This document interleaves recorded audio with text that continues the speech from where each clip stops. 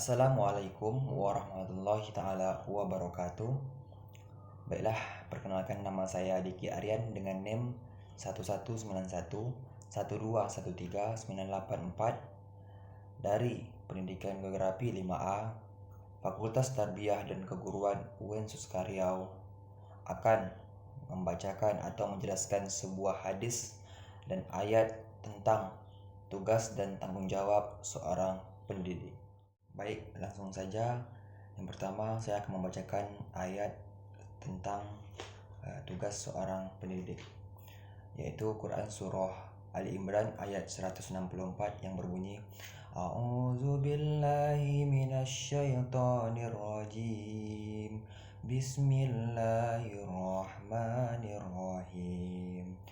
Laqad manallahu 'alal mu'minina idz ba'asa fihim rasulan min anfusihim yatlu 'alaihim ayatihi wa yuzakkihim wa yu'allimuhumul kitaba wal hikmah wa in kanu min qablu lafi dhalalim mubin. Sadaqallahul azim. Sungguh Allah telah memberikan karunia kepada orang-orang yang beriman ketika Allah mengutus seorang Rasul yang bernama Muhammad di tengah-tengah mereka dari kalangan mereka sendiri, yang membacakan kepada mereka ayat-ayatnya, mensucikan jiwa mereka, dan mengajarkan kepada mereka kitab Al-Quran dan hikmah sunnah meskipun sebelumnya mereka benar-benar kesesatan yang nyata. Nah, selanjutnya yaitu makna dari Quran Surah Ali Imran ayat 164.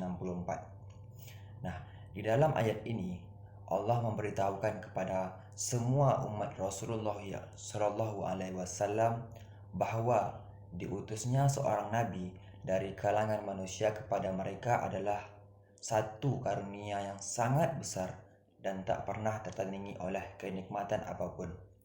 Rasul yang diutus kepada manusia yaitu mempunyai beberapa tugas, diantaranya adalah yang pertama, membacakan ayat-ayat Allah.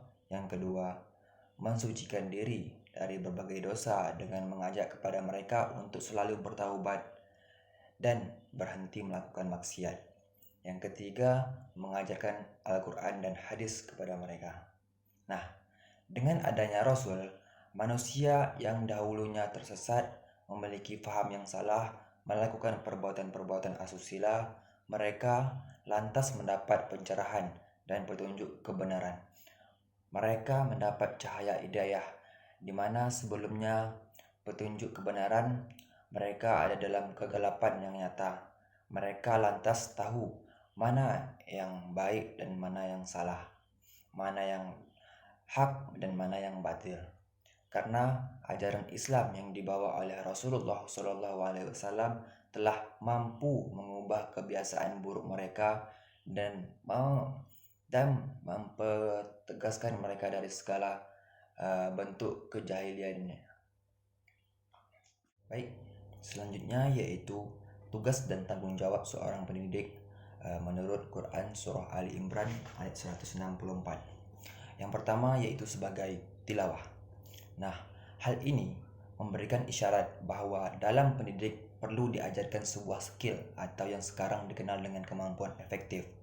Karena tilawah adalah salah satu bentuk skill membaca yang sangat penting, karena dengan terbuka berbagai cakrawala pengetahuan. Dalam prakteknya, Rasulullah SAW menghasut umatnya untuk mengembangkan berbagai skill seperti belajar memanah, menunggang kuda, berenang, menguasai bahasa asing, dan lain-lain sebagainya.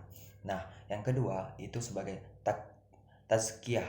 Hal ini menunjukkan perlu adanya pendidik emosional atau yang dikenal dengan istilah psikomotorik. Maka tidak heran jika Rasulullah SAW selalu membina umatnya tentang pentingnya akhlak-akhlak yang mulia seperti jujur, pemaaf, tidak mudah marah, sabar, dan lain sebagainya. Yang terakhir yaitu sebagai taklim. Taklim bisa disebut dengan kemampuan kognitif, yaitu dengan adanya transfer ilmu sehingga umat mempunyai kemampuan untuk berpikir dan mengamalkannya. Selanjutnya kita masuk kepada hadis tentang tugas dan tanggung jawab seorang pendidik. Hadis yang pertama berbunyi, Ani bin Umar, Anin Nabi sallallahu alaihi wasallam qala, ala kullukum ra'in wa kullukum maslulan aziyati. Dari Ibnu Umar dari Nabi sallallahu alaihi wasallam bersabda, setiap kalian adalah pemimpin dan setiap kalian akan dimintai pertanggungjawaban atas apa yang kalian pimpin. Hadis riwayat Muslim nomor 1829. Seorang pendidik memiliki tanggung jawab atas peserta didik yang berada dalam kepemimpinannya, bagaimana mengarahkannya menuju kedewasaan baik secara akal, mental maupun moral. Nah, untuk menjalankan fungsi kemanusiaan yang diemban sebagai seorang hamba di hadapan Khaliknya dan juga sebagai khalifah fil ard atau pemelihara pada alam semesta ini. Dengan demikian, fungsi utama pendidikan adalah mempersiapkan generasi penerus dengan kemampuan dan keahliannya atau skill yang diperlukan agar memiliki kemampuan dan kesiapan untuk terjun ke tengah lingkungan masyarakat yang berberkalkan Al-Quran dan As-Sunnah. Dewasa ini telah banyak terjadi pergeseran nilai dan dalam dunia pendidikan Islam, di mana banyak dari kaum muslimin sendiri telah meninggalkan sumber utama Islam. Juga pendidikan Islam yang merupakan manifestasi sarana eksistensi agama Islam, dan sebagian besar terjadi pada pergeseran nilai ini adalah meninggalkan sunnah Rasulullah SAW dikarenakan berbagai faktor. Singkatnya, faktor-faktor tersebut adalah berakar faktor syahwat dan syubhat. Itulah yang dapat saya sampaikan. Nah, sedikit saya ulas kembali. Tanggung jawab adalah keadaan wajib menanggung segala sesuatunya, sedangkan pendidikan yang merupakan berasal dari kata didik, mendidik, memelihara dan memberi latihan mengenai akhlak dan kecerdasan pemikiran. Dari dua pengertian tersebut dapat saya simpulkan bahwasanya tanggung jawab seorang pendidik adalah kewajiban menanggung dan memelihara pengajaran mengenai akhlak dan kecerdasan pemikiran.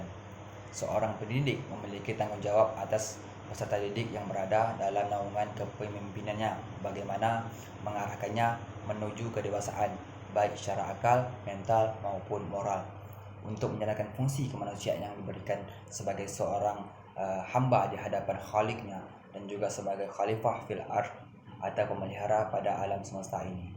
Nah, baik, itulah tadi penjelasan yang bisa saya sampaikan mengenai ayat dan hadis tentang tugas dan tanggung jawab seorang pendidik.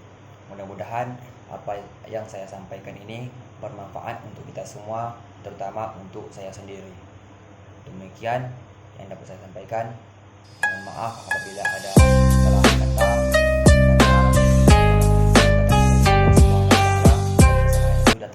Dari saya pribadi. Demikian yang dapat saya sampaikan. Saya akhiri. Assalamualaikum warahmatullahi taala wabarakatuh.